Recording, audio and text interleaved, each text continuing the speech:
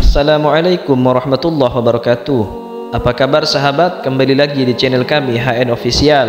Kali ini saya akan mengisahkan salah seorang sahabat Rasulullah yang mendapat derajat begitu tinggi di hadapan Allah Subhanahu wa taala, yaitu orang Badui yang menghisap Allah Subhanahu wa taala.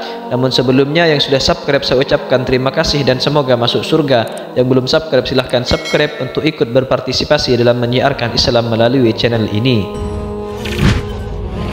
Seorang laki-laki Badui telah memeluk Islam, tetapi karena keadaan ekonominya yang terbatas dan tempat tinggalnya yang sangat jauh dari Madinah, ia belum pernah menghadap dan bertemu langsung dengan Nabi Shallallahu Alaihi Wasallam. Ia hanya berbaiat memeluk Islam dan belajar tentang peribadatan dari para pemuka kabilahnya yang pernah mendapat pengajaran Nabi Shallallahu Alaihi Wasallam. Tetapi dengan segala keterbatasannya itu, ia mampu menjadi seorang mukmin yang sebenarnya, bahkan sangat mencintai Rasulullah Shallallahu Alaihi Wasallam.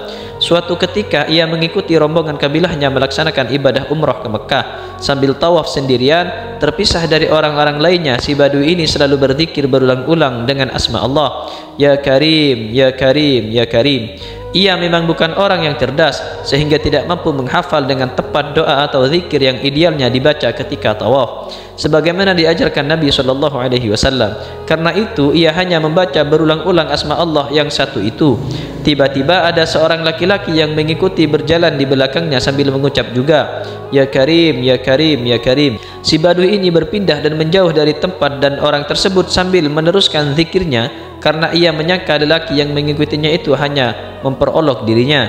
Tetapi kemanapun ia berpindah dan menjauh, lelaki itu tetap mengikutinya dan mengucapkan zikir yang sama. Akhirnya si Badui berpaling menghadap lelaki itu dan berkata, Wahai orang yang berwajah cerah dan bertubuh indah, apakah kau sengaja mengolok-olokkan aku karena aku hanya melafadzkan Ya Karim?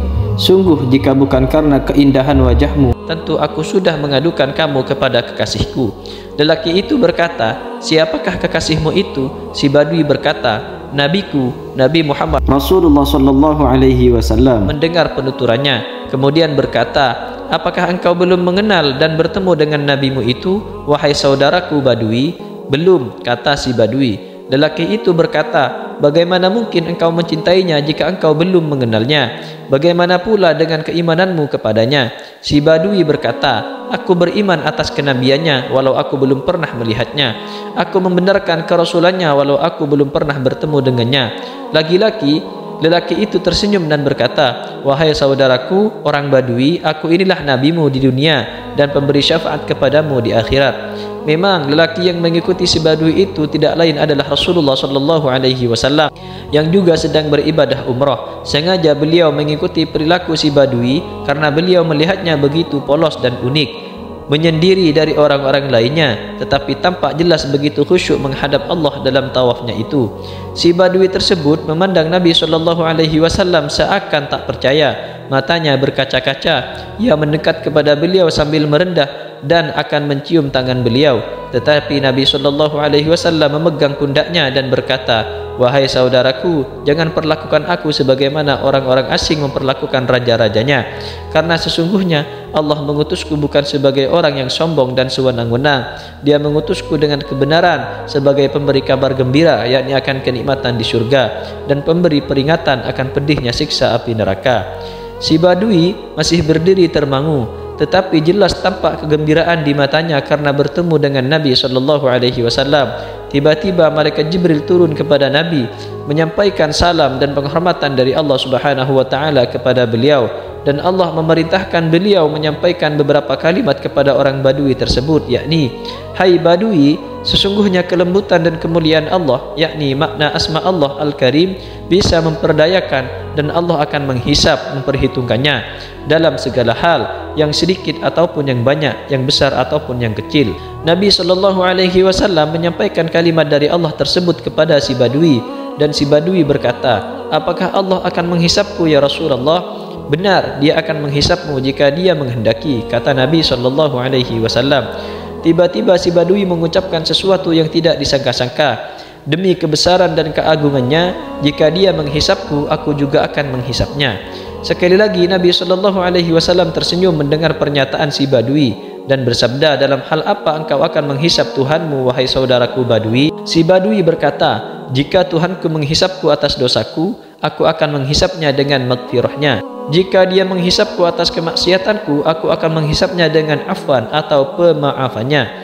Dan jika dia menghisapku atas kekiranku, aku akan menghisapnya dengan kedermawanannya. Nabi SAW sangat terharu dengan jawaban si Badui itu sampai menangis meneteskan air mata yang membasahi jenggot beliau.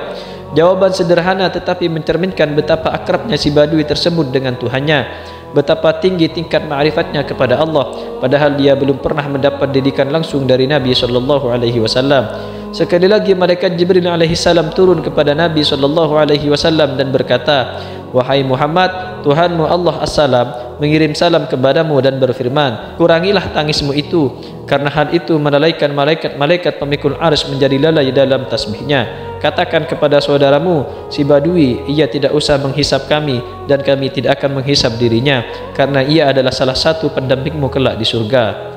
Demikianlah sahabat, salah satu kisah si Badui yang mendapat derajat begitu tinggi di hadapan Allah Subhanahu wa taala karena kecintaannya kepada Allah dan Rasulnya. Mudah-mudahan kita semua bisa mengikuti jejak si Badui tersebut tentang kecintaannya kepada Allah dan Rasulnya. Demikianlah kisah kita pada kali ini, semoga bermanfaat. Saya akhiri, assalamualaikum warahmatullahi wabarakatuh.